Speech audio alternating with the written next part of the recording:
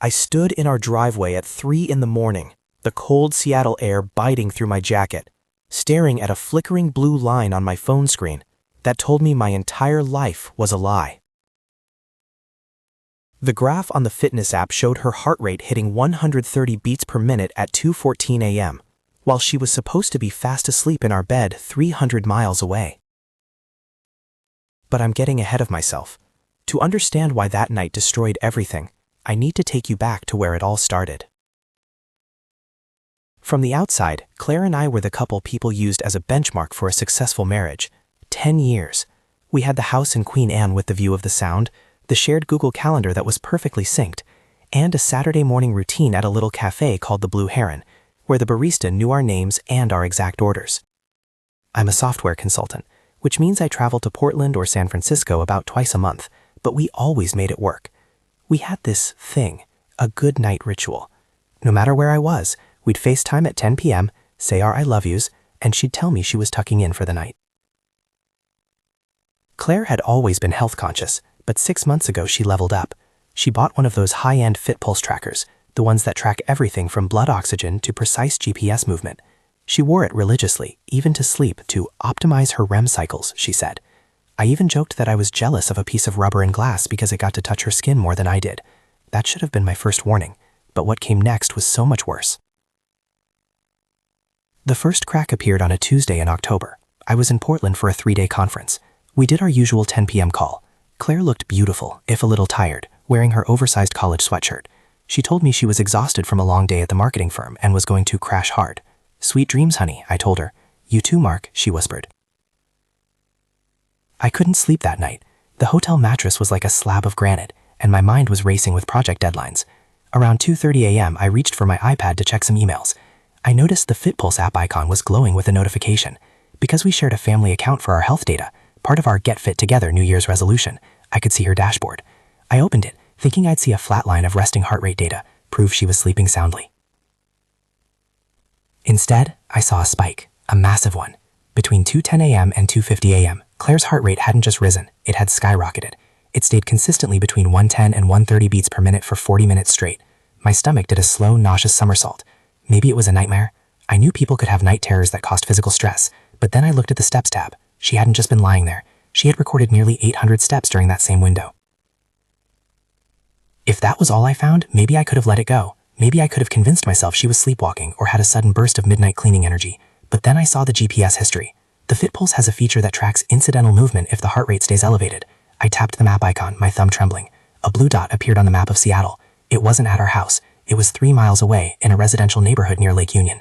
It stayed there for exactly 2 hours before moving back toward our home at 4 a.m. I stared at that blue dot until the light of the iPad burned my eyes. I knew that neighborhood. That was where Marcus lived. Marcus was her work mentor, a guy I'd had beers with, a guy who had been at our last New Year's Eve party. And that's when I realized this wasn't just a one-time thing. I spent the rest of the night scrolling back through the history. Every Tuesday for the last month, the nights I was in Portland, the pattern was the same. The 10 p.m. good night call, the crashing hard excuse, and then the 2 a.m. spike in heart rate coupled with a GPS ping at Marcus's address. It was a roadmap of betrayal, laid out in heartbeats and coordinates. The sick feeling in my gut turned into a cold, hard rage. I wanted to call her right then and scream. I wanted to wake her up and demand to know how she could do this while wearing the watch I bought her for our anniversary. But I stopped myself. I knew exactly what I was going to do, but I had to be patient. I needed her to think she was still safe. I spent the next 3 days acting completely normal. When we talked on the phone the next day, I asked her how she slept. Like a log, she lied, her voice as smooth as glass. I didn't even move until the alarm went off. That's good, babe, I said. My teeth clenched so hard my jaw ached. You need your rest. She had no idea what was coming. I didn't just want to catch her. I wanted her to realize that her own optimization had been her undoing. I moved my return flight up by 6 hours, but I didn't tell her. I told her the meeting was running late and I'd be home Saturday morning. Instead, I landed at SeaTac on Thursday night at 11 p.m. I took an Uber to a spot 2 blocks away from our house and waited. I sat on a park bench in the dark, watching the FitPulse app on my phone like a hawk.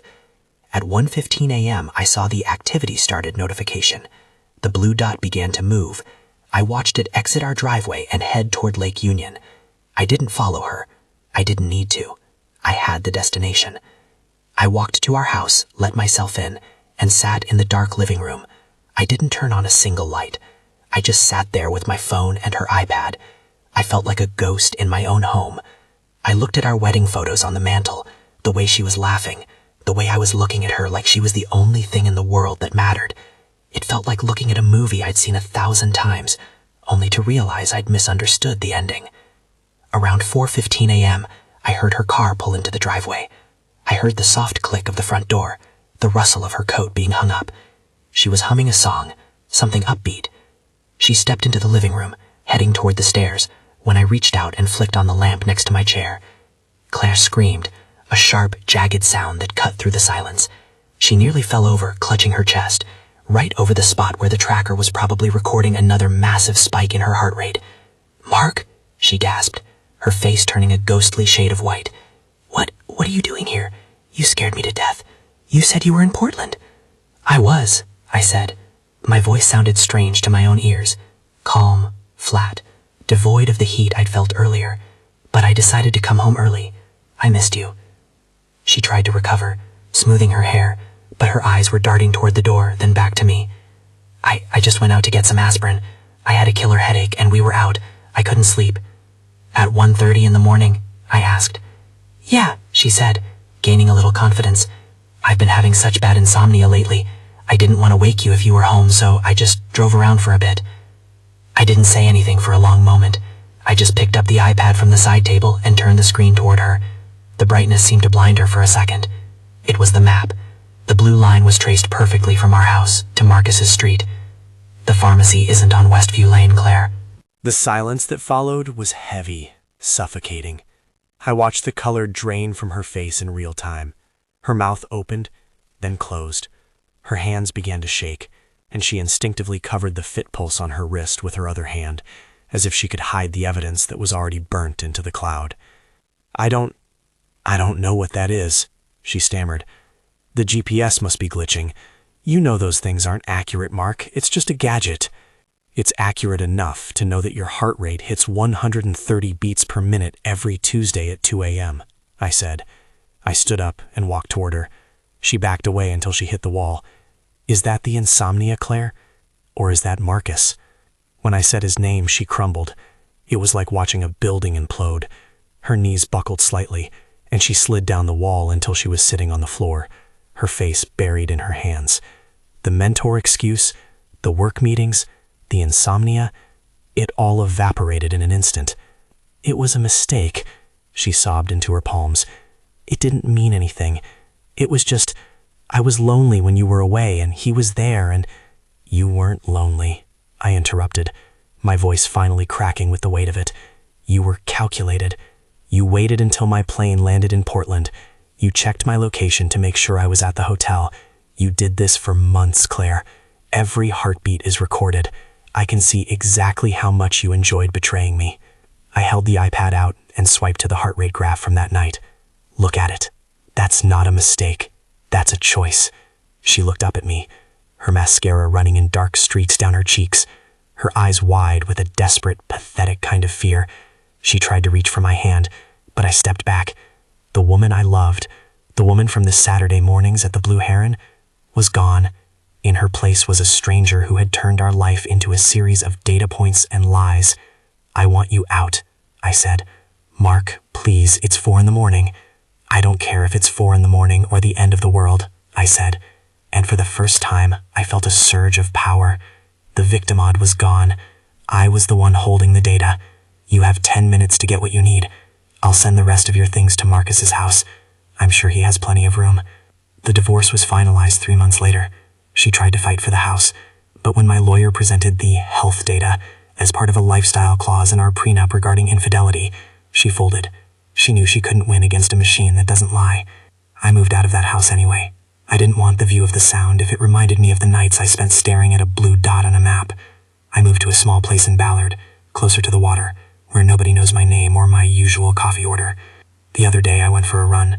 I felt my own heart rate climbing, 120, 130, 140.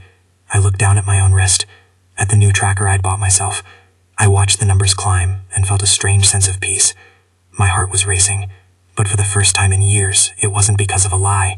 It was because I was moving forward, and this time I'm the only one keeping track of where I'm going.